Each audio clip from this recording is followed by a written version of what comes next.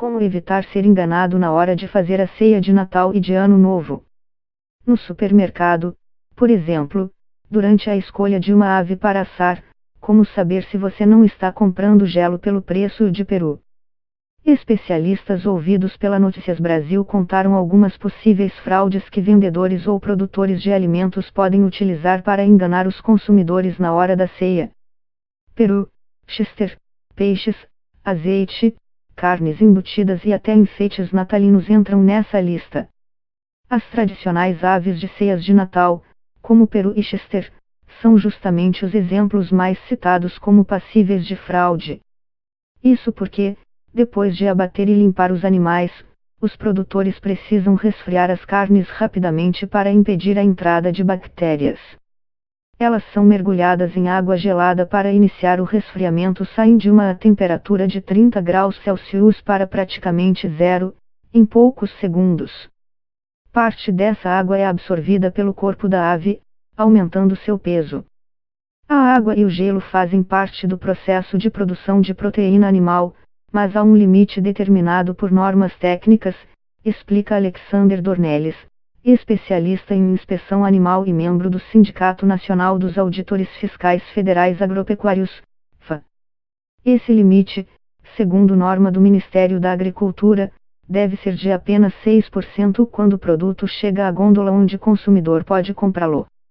Ou seja, caso o peru ou Chester tenham mais de 6% de água, o consumidor pode se considerar enganado.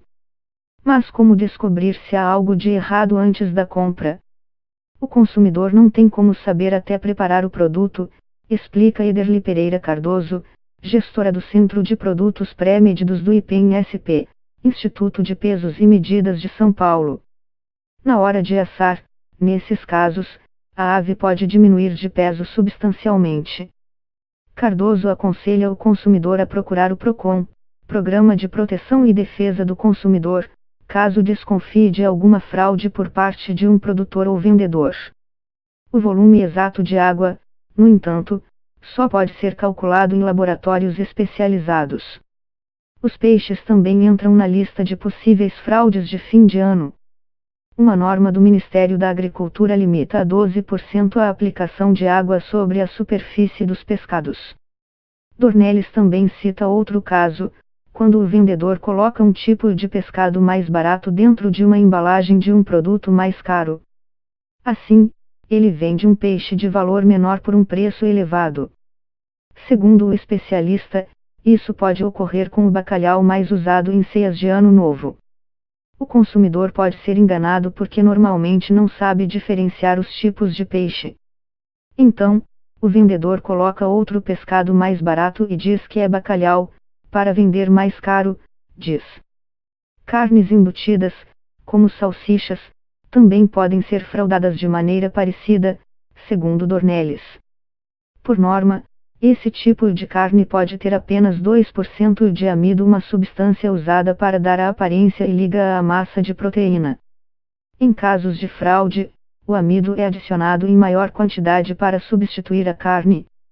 O vendedor reduz o custo e economiza dinheiro colocando amido, que é mais barato que a carne, diz.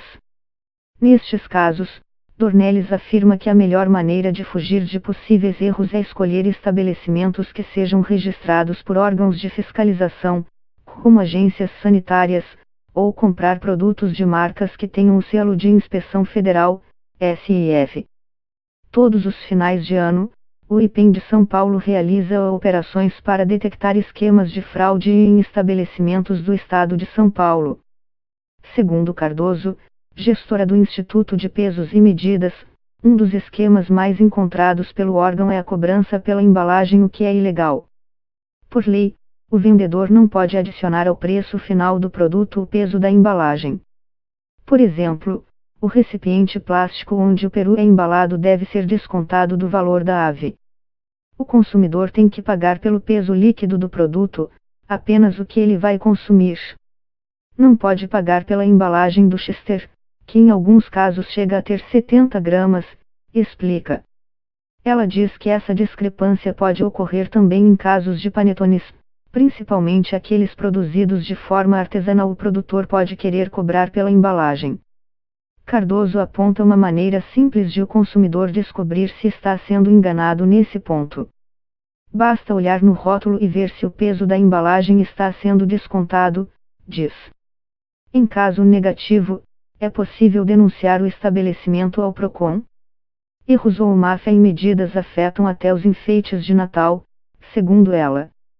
Às vezes, o consumidor compra um enfeite por metro e, quando abre a embalagem, descobre que o produto media menos do que o anunciado na venda, diz.